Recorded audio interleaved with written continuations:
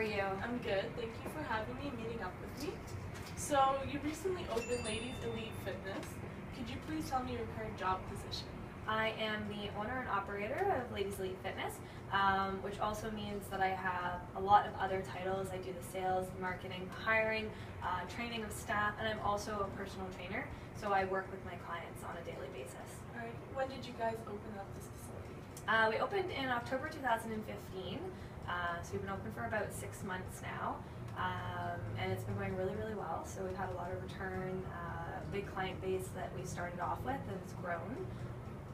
Alrighty, so can you tell me how many hours do you put roughly into a week here? I put about 90 hours a week into this business. I'm pretty much the person that when any of my members come in, they work out with me. From time to time I have subcontracted employees that come in and teach certain classes, and I also have some staff members that come in and are being trained to learn how to cover. How many other employees do you have working here? I have 3 right now. 3. Alright. So how long have you been working in this field, health, wellness, and fitness? I've been in the health industry for about 6 years, 6 and a half. Okay. And what was your previous job experience before this? I worked at another fitness studio. I was there for about 5 years. So I actually started my fitness journey with that studio. But I had already been in school for biology and psychology, so I was already into the health and wellness field. Alrighty, so you said you were in biology. How many years did you study? I did a full 2 degrees, so a major's in biology and psychology. And was this in university? Yes, university. Which university? I went to Redeemer University in Ancaster. Okay. Why did you choose to get involved in the health, wellness, and fitness field? I wanted to, originally when I went to school, I wanted to move on and become a doctor, so I've always been interested in helping people who maybe have problem areas in their life and having them meet goals and help them on their health and wellness journey. And then I had the opportunity to open this business, and after 6 years in the industry, it seemed like a perfect fit, so I went ahead and opened this, and here I am. Fantastic. So earlier you mentioned that you are a personal trainer. What types of certifications do you have currently? I have my CanFit certification, so the personal training certification through CanFit. I also have my nutrition certification through Shaw Academy, and of course my biology and psychology degrees. Right. Are you looking to do any more types of certifications?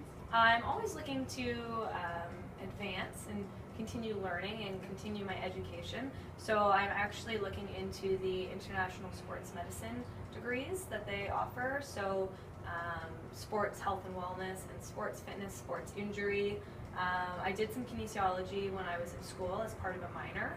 So my bachelor's in biology psychology, but I worked in minors of chemistry and kinesiology. Interesting. So you have all these certifications. When you are hiring somebody, what do you expect their qualifications to be?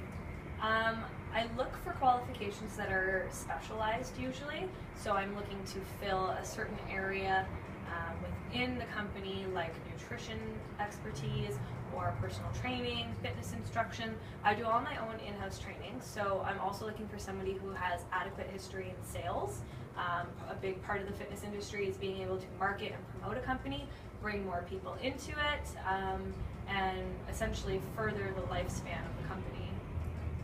Okay, so switching sides, could you tell me your greatest strength? I would say my greatest strength is that I am a go-getter, and I problem solve and figure out when I'm reaching a goal how I'm going to get there. So I pretty much will do anything and kind of move obstacles out of my way to hit a certain goal. Right. And opposite, what is your greatest weakness? I would say my greatest weakness is that I say yes to everyone, everything, family, friends, clients, other friends in the industry, doing nutrition workshops, this, that, and the other. So I am working on saying yes to things that help further me in my career path and help further the company as a whole. So anything that's really taking away from my ultimate long life goal is kind of being put on the back burner a little more, or maybe I don't invest so much of my time in it, so I need to stop being such a yes person and be a little more of a no person from time to time. Right. You mentioned goals. What is your in 5 years, what would you say your goal would be? I would like to be the owner of a thriving and fully employed fitness studio, essentially.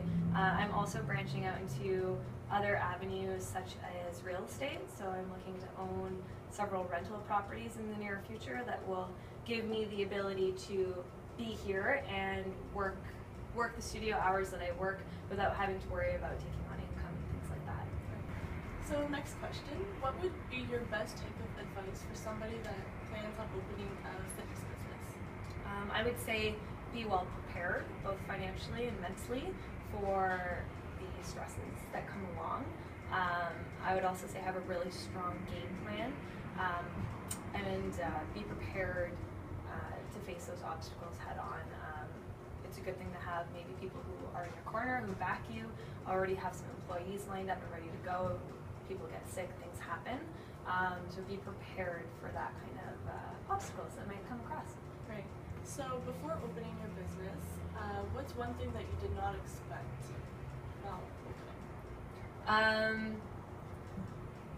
I guess I was not quite as prepared for the business side of things. My father's an accountant, which has been a huge help, but I've had to learn a lot about the financial game behind owning your own business. So right from doing taxes to HST to payroll deductions, how to remit to the government, setting up a business account. I'm incorporated, so I actually have a business number and an incorporation number as well. So getting that all set up was a big process and a lengthy learning process.